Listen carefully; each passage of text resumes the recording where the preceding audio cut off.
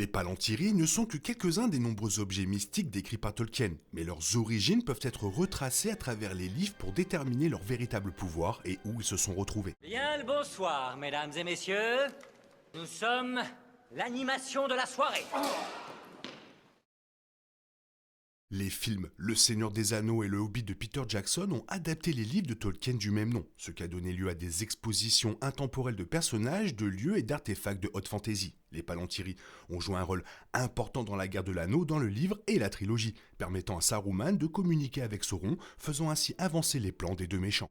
Les Palantiri ont fait des ravages dans le film Les Deux Tours, facilitant le partenariat de Saruman avec Sauron. Dans Le Retour du Roi, Pipin a utilisé un palantir montrant accidentellement sa position à Sauron et montrant la main de Sauron à la communauté. Cela s'est avéré stratégique pour la communauté. Avec un tel pouvoir, il est facile de supposer que les Palantiri ont une sorte de source énigmatique et mystérieuse. Cependant, leurs origines sont en fait bien documentées et claires.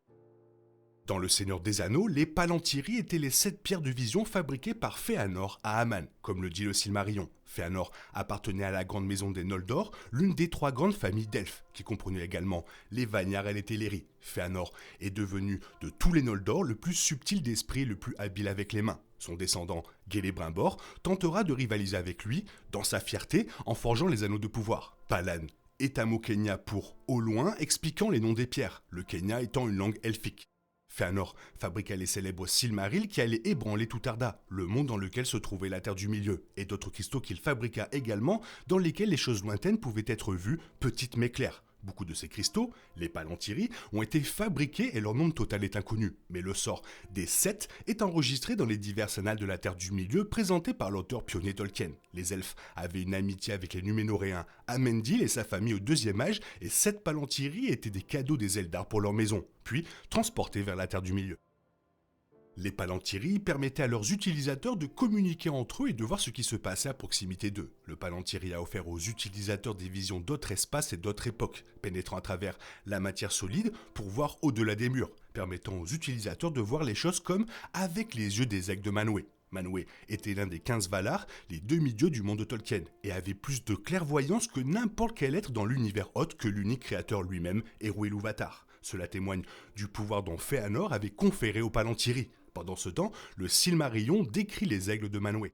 Des esprits en forme d'aigle volaient toujours vers et depuis ces salles, et leurs yeux pouvaient voir jusqu'aux profondeurs des mers et percer les cavernes cachées sous le monde. Ainsi, ils lui rapportèrent presque tout ce qui se passait à Arda. Pourtant, certaines choses étaient cachées même aux yeux de Manwë et des serviteurs de Manwë.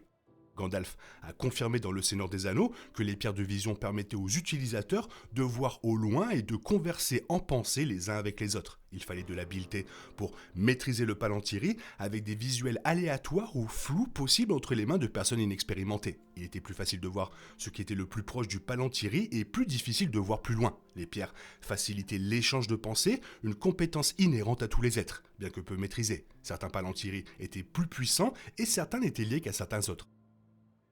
Les pierres de vision ont commencé leur vie à Aman entre les mains des elfes Noldor au premier âge, où l'on pourrait supposer que certaines subsistent. Après que les elfes aient été bannis des côtes numénoréennes, ils ont offert des Palantiri à leurs amis du royaume insulaire au cours du second âge de la Terre du Milieu, afin de conserver un certain niveau de lien avec eux. Amandil était le chef de ses amis elfes et a transmis les pierres à son fils, Elendil, qui s'est échappé lorsque Numénor a été détruit. Fuyant Numénor, Elendil et ses fils, Isildur et Anarion, fondèrent les royaumes du Gondor et de l'Arnor. Les Palantiri furent ensuite répartis entre le Gondor et l'Arnor. Comme Gandalf l'a mentionné dans Le Seigneur des Anneaux, de cette façon, ils ont longtemps gardé et unifié le royaume du Gondor. Gandalf a poursuivi en déclarant que les amis elfes ont installé des pierres à Minas Arnor, à Minas Ithil et à Orthanc dans l'anneau d'Isengard. La pierre qui les maîtrisait se trouvait à Osgiliath, la ville principale du Gondor. Ces pierres de vision couvraient tout le royaume du Gondor au second âge, tandis qu'en Arnor, il y avait des Palantiri à Anúminas, à Moonsul et Elostirion, une tour dans les Tower Hills, une chaîne de collines à l'ouest de l'Eriador. Certains Palantiri ont été détruits ou perdus tandis que quelques-uns restent intacts. Aragorn a déclaré qu'il n'en reste plus qu'un que vous puissiez utiliser dans Le Seigneur des Anneaux. Il faisait référence au sien. Gandalf a récupéré un Palantir d'Orthanc qui a été utilisé par Pipin avant qu'il ne parvienne finalement à Aragorn, son propriétaire légitime. Comme on le voit dans les films de Peter Jackson, Denethor utilisait également une pierre de vision à Minas Tirith. Les mots d'Aragorn sur cette pierre étaient tristes. Vous ne voudriez pas voir ce que la pierre de Minas Tirith vous montrera. Ayant brûlé avec Denethor sur son bûcher, la robuste pierre ne montrera guère plus que les mains brûlantes de Denethor. C'était la pierre de Minas Arnor qui devint Minas Tirith. Sauron a envahi Minas Ithil et l'a transformé en Minas Morgul, prenant son palantir pour sien. Selon le Seigneur des Anneaux, les palantiri d'Enumninas et Amon-Sul ont été enterrés dans la mer avec un naufrage et la pierre Osgiliath a été perdue dans la rivière Anduin après une guerre. Círdan a mis la 7e pierre sur un navire à destination de Valinor avec Elrond, selon l'annexe A du Seigneur des Anneaux. Après avoir été interrogé par Myriel sur la vision que lui a présentée le Palantir, Elendil révèle qu'il s'est vu s'éloigner de Númenor vers une destination inconnue, la ville semblant brûler au loin. Myriel en tire un grand optimisme, insistant sur le fait que la vision d'Elendil pourrait signifier que sa propre prémonition de la Grande Vague n'est plus une possibilité dans le futur. Concernant ce que cela signifie pour Elendil personnellement, les possibilités dépendent de la chronologie des Anneaux de pouvoir. Dans les histoires de Tolkien, Elendil quitte finalement Númenor pour s'installer sur la Terre du Milieu. Là, Elendil construit le royaume d'Arnor tandis que ses fils, Isildur et Anarion, fondent le royaume du Gondor. Elendil commence à diriger le Gondor et l'Arnor en tant que haut roi de ces deux royaumes, formant un partenariat solide avec ses fils et le haut roi elfique Gil-galad. La vision, dans l'épisode 5, tease l'éventuelle désertion de Númenor par Elendil, laissant entendre que la destination jusqu'alors inconnue pourrait être la Terre du Milieu et les deux grands royaumes d'hommes qu'il formera. Une autre possibilité de la vision d'Elendil est l'inclusion d'Anarion. Anarion est le frère cadet d'Isildur mais n'a pas encore fait partie de l'émission Prime Video. Dans la saison 1, il a été confirmé qu'Anarion avait quitté la capitale pour s'installer sur la côte ouest de l'île d'où sa famille était originaire, teasant ainsi de potentielles retrouvailles avec Elendil dans les prochains épisodes de la saison 2 ou au-delà. On dit que les habitants de l'ouest de Númenor sont plus fidèles aux anciennes traditions et amis des elfes, ce qui explique l'ouverture d'Elendil à faire de même. Dans la vision d'Elendil, il n'est pas confirmé où il se rend. Cependant, il pourrait être révélé qu'Elendil se dirigeait vers l'ouest dans la vision pour retrouver son plus jeune fils, qui finira par naviguer avec lui vers la Terre du Milieu. Cela pourrait signifier l'introduction d'Anarion dans l'histoire de la saison 3, établissant ainsi les futurs rois du Gondor aux côtés d'Elendil et Isildur. Comme mentionné, la vision d'Elendil ne reproduisait pas celle de Myriel, en particulier la vague géante emportant Númenor sous les vagues. La raison en est la nature mystérieuse du Palantir lui-même et la façon dont il donne à différentes personnes des aperçus différents du passé ou du présent. Dans les Anneaux de pouvoir, le Palantir donne à Myriel et Elendil des prémonitions pour l'avenir, bien que différents avenirs dépendent de la personne qui regarde la pierre.